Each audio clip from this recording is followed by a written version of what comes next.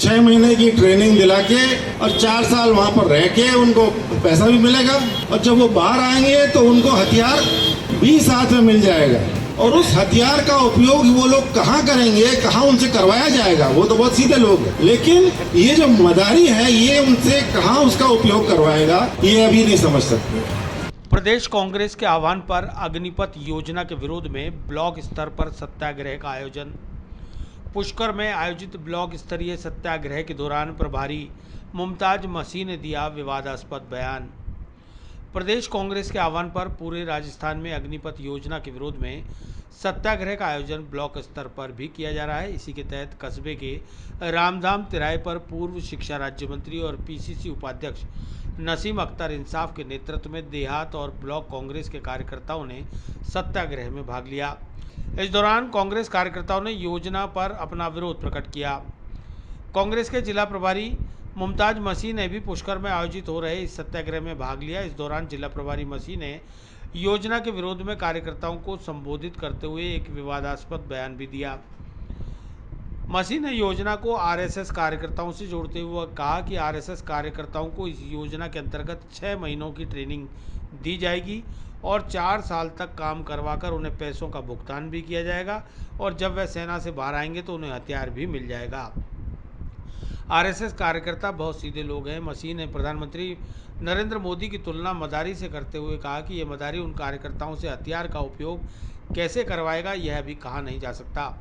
मसीह ने अग्निपथ योजना को देश के साथ साजिश करार देते हुए कहा कि हम सभी को इस योजना का विरोध करना चाहिए।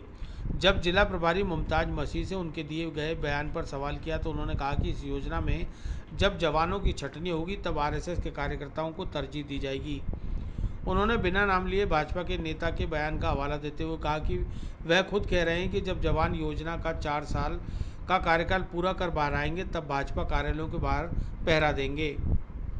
कस्बे के रामधाम तिराहे पर आयोजित हुए सत्याग्रह प्रदर्शन के दौरान देहात कांग्रेस अध्यक्ष इंसाफ अली, वरिष्ठ कांग्रेस नेता जगदीश कुडिया, नगर पालिका के कांग्रेसी पार्षद पूर्व पालिका अध्यक्ष मंजू कुडिया सहित कई कार्यकर्ता मौजूद रहे।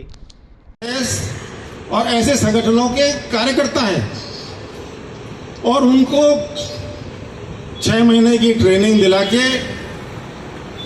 और 4 साल वहां पर रह के उनको पैसा भी मिलेगा और जब वो बाहर आएंगे तो उनको हथियार भी साथ में मिल जाएगा।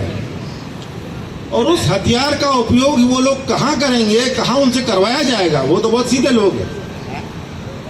लेकिन ये जो मदारी है ये उनसे कहाँ उसका उपयोग करवाएगा ये अभी नहीं समझ सकते। इस देश के साथ बहुत बड़ी साजिश हो रही है, तो हम सबको मिलके इस अग्निपथ योजना का विरोध करना चाहिए और जब तक ये योजना वापस नहीं ली जाती है तब तक हमारे को चाहे कुछ भी करना पड़े, चाहे आंदोलन करने पड़े, चाहे जेल में जाना पड़े, लेकिन हम सब आंदोलन कांग्रेस ने सदा ही जो भी सत्याग्रह किए हैं वो शांतिपूर्वक किए। हथियार गिरवाएगा ऐसा भी आपने बयान दिख तो ऐसा ही रहा है और इनके नेता खुद कह रहे हैं। इनके नेताओं ने क्या कहा है? इनके नेता ने कहा है कि ये जब रिटायर होके वापस आएंगे तो भारतीय जनता पार्टी कार्यालय के बाहर चौकीदारी करेंगे।